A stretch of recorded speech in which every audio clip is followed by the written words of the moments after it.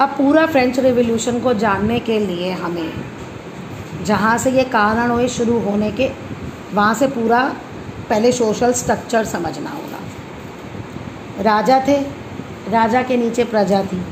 अब क्या कंपोजिशन था आप वो देखोगे। 1774 में लुई 16 जो है बॉर्न फैमिली का गद्दी पे चढ़ा, वहाँ फ्रांस का वो राजा बना। कहने का मतलब ये है वो सिर्फ 20 साल का था और एक ऑस्ट्रियन प्रिंसेस से उसने शादी की थी। अब जैसे ही वो अपनी गद्दी पे आया तो उसको, अब यहाँ से क्वेश्चन बनता है कि जब वो राजा बना तो उसे कौन कौन सी प्रॉब्लम फेस करनी पड़ी या क्या उसको डिफ़िकल्टीज आई, जिसकी वजह से उसने एक मीटिंग बुलाई। कौन सी मीटिंग, वो आप आगे पढ़ोगे। पहली ये कि जैसे ही वो अपनी गद्दी पे बैठा तो उसका जो खजाना था वो बिल्कुल खाली था। अब क्वेश्चन ये है कि खजाना उसका खाली क्यों था जब वो गद्दी पे आया? तो क्योंकि यूरोप जो है ना वो लगातार वॉर ही करता रहता था, लड़ाइयाँ होती रहती थी, जिसकी वजह से फाइनेंशियल रिसोर्स जो थे वो बिल्कुल ख़त्म हो गए थे, यानी पैसा बिल्कुल लड़ाइयों में ही लग के ख़त्म हो चुका था। अच्छा, अब इसके बाद इसको जो इतना बड़ा कोर्ट था, उसका पैलेस था, है ना, उस पर उसको मेंटेन करने के लिए भी वो बहुत ज़्यादा एक्स्ट्रा खर्चा करता था, बिना सोचे समझे बहुत ज़्यादा वो खर्चा करता था। अब लुई 16 ने दूसरी 13 अमेरिकन कॉलोनीज़ को हेल्प की ब्रिटेन से आज़ादी पाने में। कॉलोनी थी ना ब्रिटेन, यूरोप की कंट्रियाँ दूसरों को गुलाम बना के रखते थे ना, तो अमेरिका तो हमसे 100 साल पहले ही आज़ाद हो गया था। तो उन अमेरिकन को किसने मदद की? इसने। अब जब ये मदद करेगा तो इसका पैसा तो खर्च होगा ना वॉर में, जो पहले ही लिखा है वो। अच्छा, अब war added more than a लिब्र टू डेप्थ। अब इसने कर्जा लिया और इसको 2 मिलियन लिब्र तो उसे कर्जा उतारने में देना पड़ता था। पहली बात, जब वो गद्दी पे चढ़ा तो उसका खजाना खाली था। दूसरा, वो अपने कोर्ट, अपने रहने सहने पे बहुत ज़्यादा एक्स्ट्रा खर्चा करता था, लेविशली रहता था। तीसरा, उसने आज़ादी दिलाई थी तो इसकी वजह से पैसा नहीं था, उसने लोन लिया था तो बहुत सारा पैसा उसका लोन का इंटरेस्ट देने में भी चला जाता था। अब जो लेंडर्स यानी जिनसे उसने पैसा उधार पे लिया था वो 10% इंटरेस्ट चार्ज करने लगे लोन पे ज़्यादा।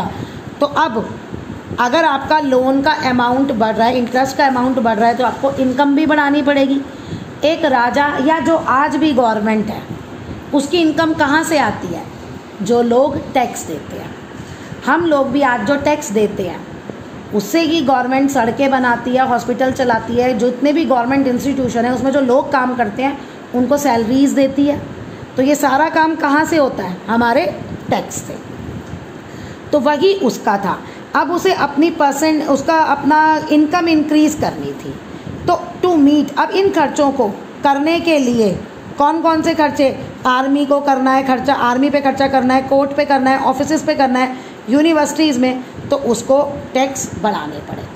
अब था क्या यहाँ पे उस समय, अब तुम सोचोगे राजा है, टैक्स है तो बढ़ा दो भाई, वो डिसीजन ले ले, ऑर्डर पास कर दे कि भी या कल से इतना टैक्स होगा। वो ऐसा नहीं कर सकता था। ऐसा करने के लिए अब आपको फ्रांस की सोसाइटी के बारे में भी जानना पड़ेगा। फ्रांस की सोसाइटी क्या थी? 3 स्टेट्स थे फ्रांस की सोसाइटी के, ठीक है। पहला जा क्लर्जी, दूसरा नोबेलिटी, सेकंड स्टेट, और थर्ड स्टेट में सिंपल लोग। अब क्लर्जी क्या थे? क्लर्जी और नोबेलिटी जो थे उनको प्रिविलेजेस थे बाय बर्थ, यानी ये हाई क्लास थे, इनको आराम से ऐशो आराम की ज़िंदगी जीते थे, इनको किसी से कोई मतलब नहीं है, इनको कोई टैक्स नहीं देना, कोई भी टैक्स इनको नहीं देना होता था, बस ये हुक्म चलाते थे जैसे नीचे वाले गुलाम हैं। ये रहा। The most important of these was exemption from paying tax to the state. अब इनको फेडरल प्रिविलेजेस भी थे। क्या मतलब? इनको किसी को भी बुला के ये अपना काम करवा सकते हैं और उसके लिए इन्हें पैसे देने की ज़रूरत नहीं है, ठीक है। जैसे भाई गांव में है, गांव में रहता है ये क्लर्जी या नोबेलिटी, सिंपल दूसरे जो गांव में रहने वाले हैं ना, पीजेंट्स कहते हैं उन लोगों को, किसी को भी बुलाया, चल भाई मेरा ये काम कर दे, अब जा तू भाई, मैं तेरे को कोई पैसे नहीं दूँगा, समझे? तो एक तो टैक्स नहीं देना, दूसरे अपना काम भी फ्री में करवा लेना। तो ये ओके, मतलब कुछ भी ये नीचे काम लिखा है। तीसरी जो थी थर्ड स्टेट, उसमें वही सारे पीजेंट्स थे, ये रहा बिजनेसमैन, मर्चेंट, लॉयर, ये सारे थे। यही लोग सारे टैक्स भी देते थे और यही लोग इन लोगों को सर्विसेज भी देते थे। तो यानी इन तीन के पास कोई राइट्स नहीं थे। ये तो स्ट्रक्चर है। इसके आगे तुम्हें यहाँ भी बता देती हूँ, दो तरह के टैक्स थे, ट्रिथ और ट्रेल। ये रहा। अब ये था कि जो वो था ट्रेल था, ये टैक्स मान लो जो आप सीधा गवर्नमेंट को पे करते हो। हम जो गवर्नमेंट को पे करते हैं ना, तो वो वहाँ पे जो स्टेट को पे करते थे ना, वो वाला था टू द स्टेट को, डायरेक्टली टू द स्टेट। आज भी हम सामान खरीदते हैं, हर सामान पे जीएसटी लगती है ना। चाहे हम कोई सामान खरीदे, कपड़े खरीदने जाओ 5% जीएसटी है, या कोई सर्विस लेते हो, कोई ट्रांसफ़र करते हो ऑनलाइन, या कोई सर्विस होती है, सर्विस पे भी चार्ज लगते हैं ना। होटल में खाना खाने जाते हो, सर्विस चार्ज लेता है ना, वो भी तो जीएसटी। अब वो सारा एक नाम कर दिया जीएसटी। वो किसको जाता है? सीधा गवर्नमेंट को जाता है। तो ये वाला टैक्स था आपका ट्रेल। ट्रिथ क्या था? जैसे आप मंदिर जाते हो ना, तो मंदिर का पुजारी भी आपसे टैक्स वसूल करता है। तो वहाँ मंदिर तो नहीं है, ये तो मैं आपके कॉन्टेक्स्ट में, इंडियन कॉन्टेक्स्ट में समझा रही हूँ। वहाँ पे क्या होते थे? चर्चेस। तो ये वाला टैक्स जो था वो चर्चेस उनको दिया जाता था, ठीक है, पीजेंट्स चर्च को देते थे। और वो क्या टैक्स था? 1/10 ऑफ एग्रीकल्चर प्रोड्यूस, यानी जितनी भी आपकी उपज हुई है ना खेती, उसका 1/10 आपको चर्च को देना पड़ेगा। तो बेचारे दो टैक्स देते थे, एक चर्चेस को और एक गवर्नमेंट को। और देते कौन थे? यही थर्ड स्टेट के लोग। फर्स्ट और सेकंड को कोई मतलब नहीं है। तो यहाँ पे आपका क्वेश्चन बनेंगे दो। पहला बनेगा आपका ये वाला, position of France in 18th century. ये रहा of society of estate. The term old regime is usually used to describe the society and institution before।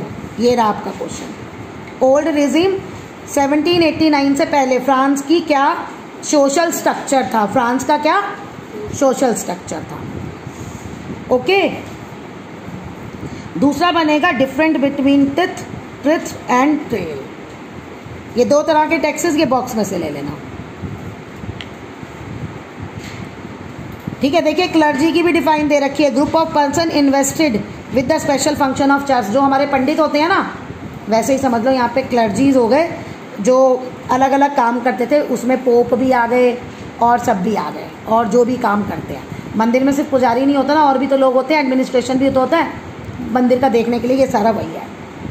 Okay, ये स्ट्रक्चर हो गया, सारा सब हो गया। अब कहानी हम वहीं से शुरू करते हैं, राजा से।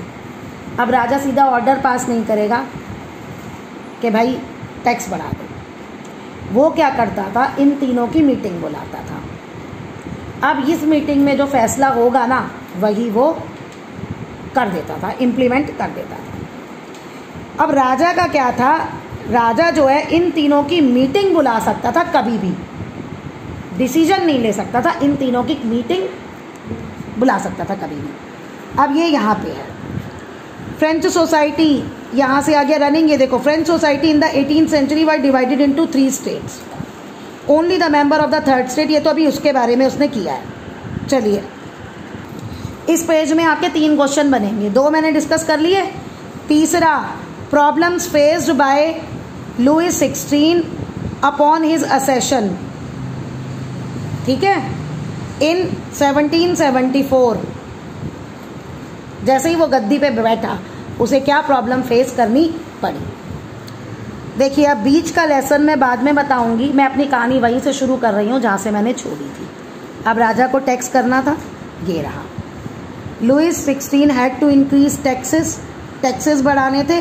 अब जो मैंने आपको कहा कि अब राजा जो था did not have the power to impose taxes according to his will alone. जब भी वो चाहे तब लोगों पे वो टैक्सेस नहीं लगा सकता या नहीं बढ़ा सकता, लेकिन वो एक स्टेट जनरल की मीटिंग बुला सकता है और उसमें वो प्रपोजल पास होगा।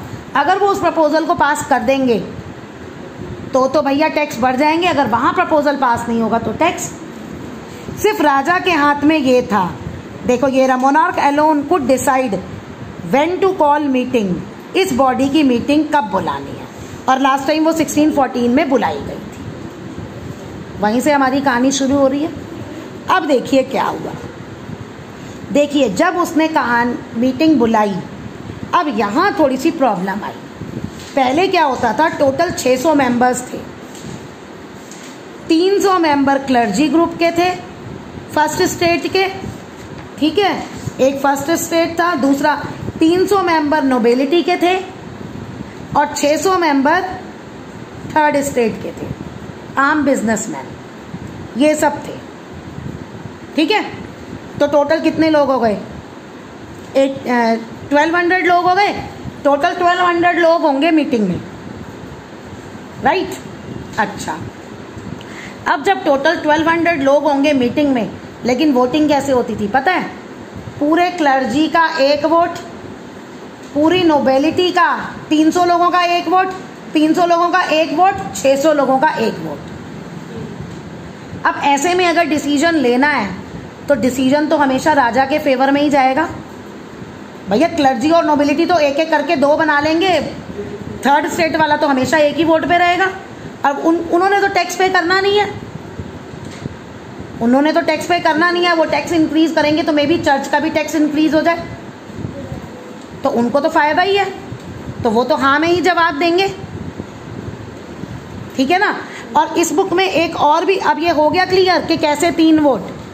अच्छा, एक और क्या था, देखो सिस्टम क्या था, चेयर्स थी। जैसे ये रो बन गई, ये 300 चेयर यहाँ लगा दी गई और ये 300 चेयर यहाँ लगा दी गई।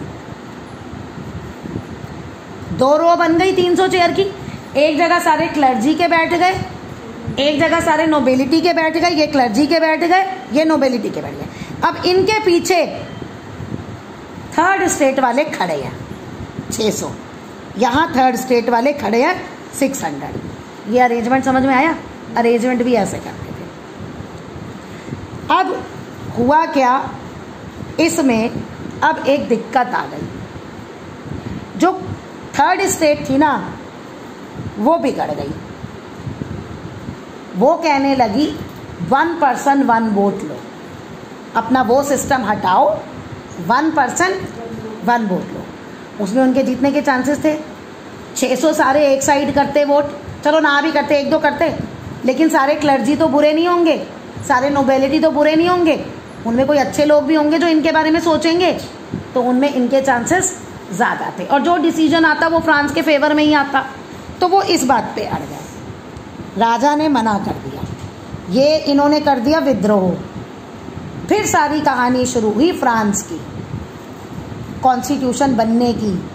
सारे पहले कौन कौन से कॉन्स्टिट्यूशन बने, कैसे लोगों की पावर कितनी आई, सबको नहीं बनी। एकदम जो आज हम स्ट्रक्चर पढ़ते हैं डेमोक्रेसी का, वैसा स्ट्रक्चर नहीं बना, लेकिन शुरुआत होने लग गई। लोग अपनी गवर्नमेंट हम खुद बनाएंगे, वो ये सोचने लग गए। गवर्नमेंट बाय कंसेंट मीन्स हम जो भी पावर पे आएगा उसको लोगों का समर्थन होगा।